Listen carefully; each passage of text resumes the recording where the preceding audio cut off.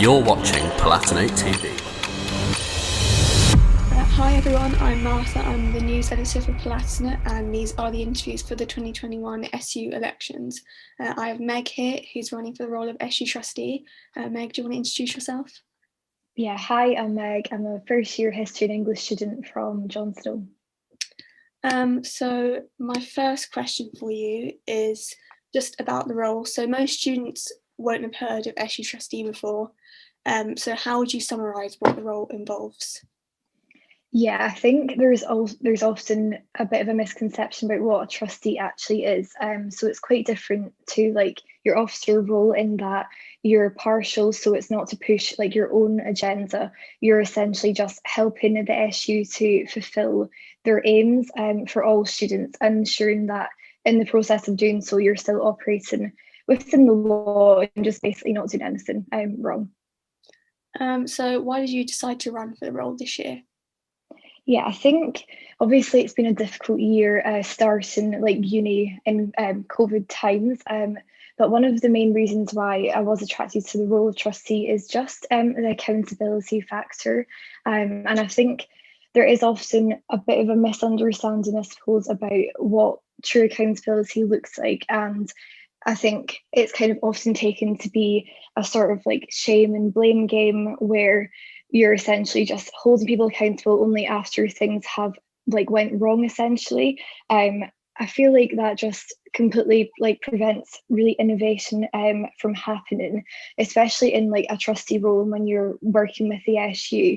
Obviously you're trying to represent like a big body of students who all have their own ideas about what they want the SU to be doing for them. And I think the type of accountability that like I care about and want to bring to the role is a type that like nurtures change and like inspires, motivates, and isn't just, you know, kind of seen as a punishment, but is actually there from the get-go and is used to like see your progress so far and to see kind of how far you've still got to go until you are basically just giving the students what like yeah, just making sure that all the decisions that you're taking are in the best interest of the students. And I think a key thing about trustee as well is that you do need to remember the system that you're serving. And like I was saying, it isn't like being an officer when you can bring your own ideas. Like I am there to be essentially speaking on behalf of all students. And I think remembering that it's all and not just students who are like you or who have similar interests to you is like that is very important. So what relevant experience do you have for the role? So probably the most like applicable thing is I've been like a board member for a local charity where I live called the School Bank West Lothian. They're essentially like a food bank but for school uniform. So I started volunteering with them in 2018, I think. Yeah, 3 years ago, so 2018. And then off the back of that, I was able, like, I got the opportunity to join the board and kind of be their like young representative. Obviously, they're working for children, so again, I think it's the same thing of ensuring that you're representing the people that you're trying to like uplift their views and their voices essentially. So through that, I've gained understanding of like things like funding and application processes. Because obviously they're also a charity and the SU is a charity, so there's a lot of overlap there. But I think the key thing is like obviously if you really wanted to understand like the law and how funding works, you could kind of do that in your own time. So I think the main thing about being part of a board is that sense of community and being able to like learn from others, acquire like new skills. Like obviously on the SU board as well, you have the four like student trustees and you have officers as well. But as well as that, you have experts that are brought in, and I think that is like a really key thing about it because you don't need to have all of the answers. And I don't have all the answers. I don't really want to have all the answers because then you could never learn anything essentially. But like I do always have the questions. And I think when you're then on a board with people who are like experts in, for example, like the law, or you'll have like accountants there to help as well. It's just like a really incredible opportunity to learn from lots of different people. So what are the main things you'd like to do in the role if you're elected? Um, so again, I think that comes back to it isn't really about what I want to do in the role. If I wanted to like push for changes, then I would have just ran for like an officer role. But essentially a trustee, like I guess the clue is kind of in the name, like you need to be somebody other people can trust and people and essentially a person that even when you're just sitting on the board, people know that you're going to be like in their corner, sort of fighting for them and fighting from the same value set essentially. So yeah, I think like if I was elected to be a trustee, I am like a trustworthy person. I think all of the things that I've been involved with in the past, they aren't just like self-serving or like for a CV or anything like that. That's like my biggest pet peeve, but it's also to do with like pushing and striving for change and equality and like yeah equality of opportunity, which I think is also very important in the university. Like I'm probably not the typical like Durham student. Like I didn't go to like a fee paying school. Like I'm a woman that obviously comes with lots of baggage as well, and you know I'm probably one of the few students that actually travels south to go to Durham, like being from Scotland.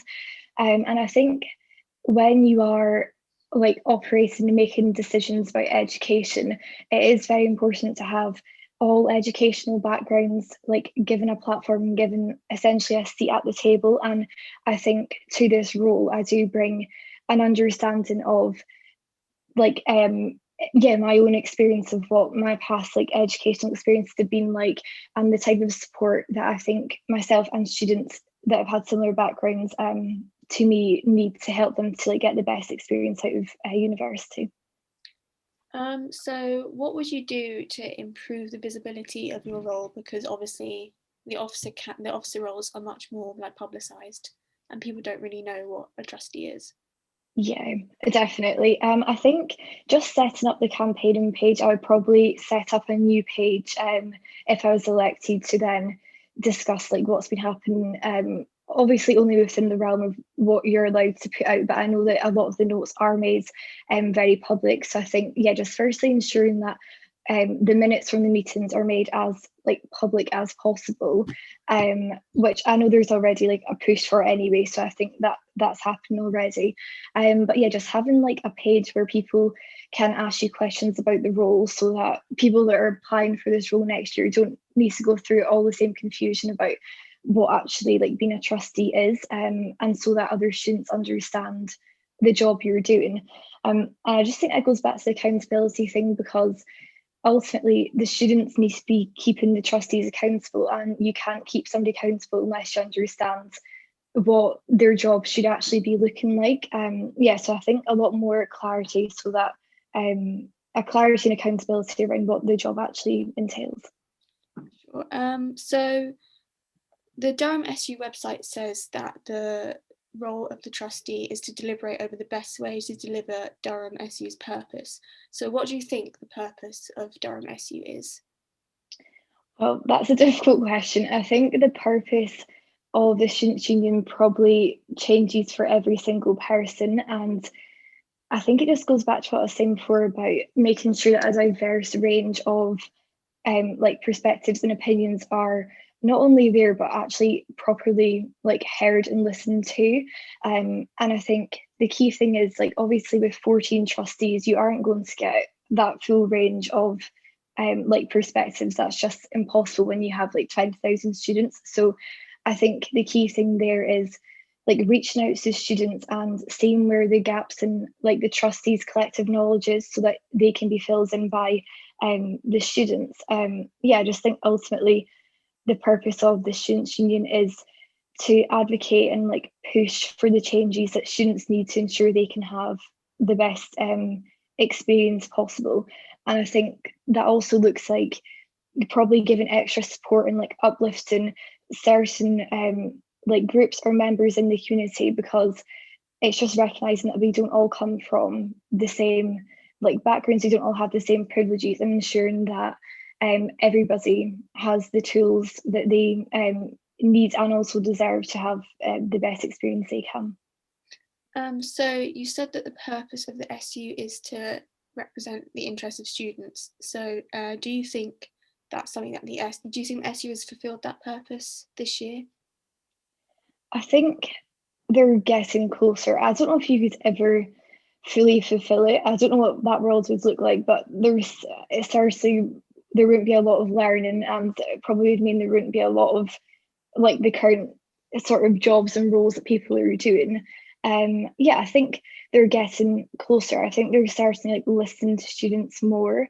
But kind of even with like the recent policies for like exams, I don't think students are being fully I think they're being heard, but I don't think they're necessarily being listened to. And I think there is a big difference there. But I think within the community, you can't deny that people are very passionate, rightly so, and they push for change. And I think over time that will only lead to like more students being heard. So you mentioned the exam policy, and obviously there were some people that were quite disappointed with that.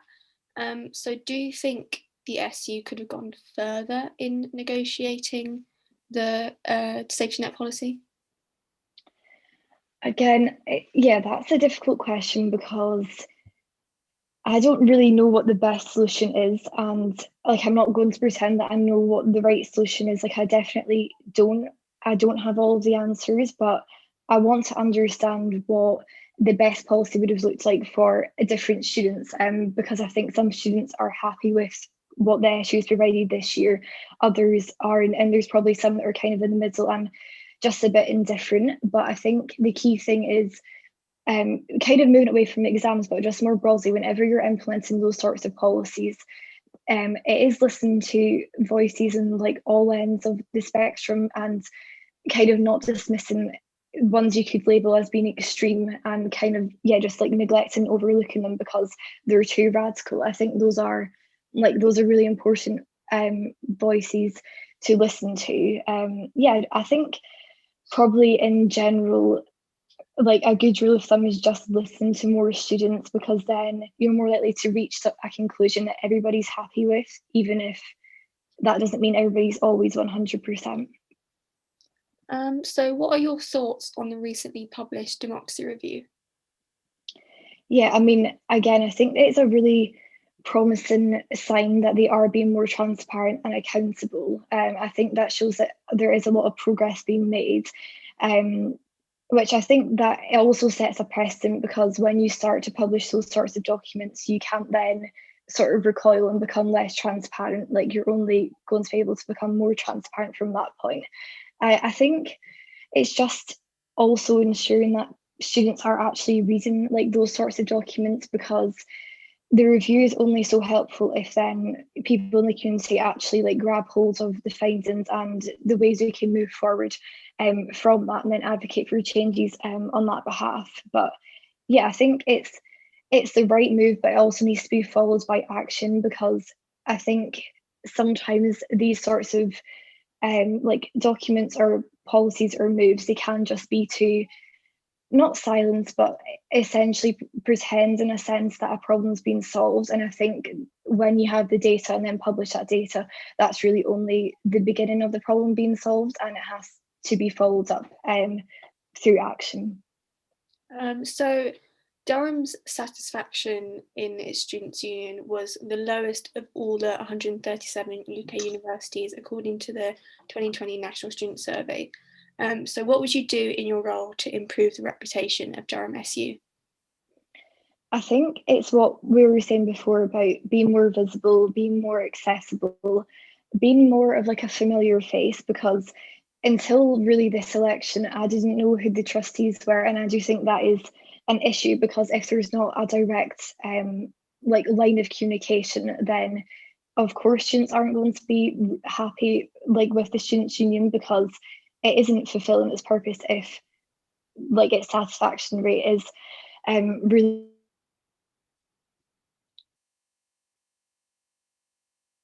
listening to people and then advocating like on their behalf, and making sure that you're listening. Oh, sorry. So I don't know if the recording picked up what you were saying. So can you just repeat what you said? Sorry, that was bound to happen at some point. Yeah, I think just ensuring you have a direct line of communication, you're like a known face within the community, you're accessible, and people feel and know that you are impartial and aren't only going to listen to like certain types of views. Like that's not what a trustee is there for at all. Of course, you have your own personal opinions, but the point of being a trustee is that you're able to put them to the side, and advocate for what is the best for everybody, as a collective. Yeah, I think it's just been more accessible and actually listening to students. So last year, the four student trustees resigned before they took up their roles, because of the Ron campaign, and because like 58% of the first preference votes went to Ron and they were then discarded. So if that happens again this year, will you resign from the role as trustee, as the candidates did last year? I mean, I think that is just democracy. Taken away from like the sort of wrong campaign, I think like the result of an election, it does need to be respected. And even if I guess you can't respect it, it is indicating it's indicating something in the community. And I think lessons can always be learned from that. So I don't know how I'd react, to be honest, in that situation. I think it would probably depend what the community thought about it and how they reacted to it, because again, you are there to serve the students, and like fundamentally, if students don't want you to be on the board, then you're just going to create a divide, and that certainly isn't going to improve like student satisfaction. So yeah, I don't know, because it's really hard to say how you'd react unless you're actually in the situation, I suppose. But yeah, I would certainly want to listen to what the community thinks is best and respect that. So lastly, why should people vote for you? I think people should vote for me because I think my morals align with a lot of people like in the community. I think, as we were saying, like being a board member for the school bank, I've also like worked when I was in secondary school, worked with like the SQA, which is the Scottish like exam board, Young Scot, to advocate on behalf of like educational changes, particularly in like PSE. And I think that proves that I don't like impose my own views and my own like political agendas on things. I genuinely listen to what the community needs and then advocate on behalf of that. And also like public speaking and debate and experience mean that I am always willing to listen to different perspectives. I think they're absolutely fundamental, because you can't ever get to sort of a middle ground without understanding both sides. And that doesn't necessarily mean that you're automatically going to convert to another side, but at least it means that you are more sure and you're more positive in what your own opinion is. Yeah, so I think I have like a track record of being able to serve other people and not serve like my own goals. Yeah, I feel like I keep on saying this, but really that isn't what this role is about at all. I am there to serve the community. And I think the values that I bring to this role are like, I care about fairness, I care about accountability, responsibility, ensuring everybody's being heard. And yeah, that's something that I would bring into the role, and then ensure that all of the other trustees as well were like adhering to those qualities. I think most people share those things in common. So yeah, thank you so much for talking to me today. Thank you.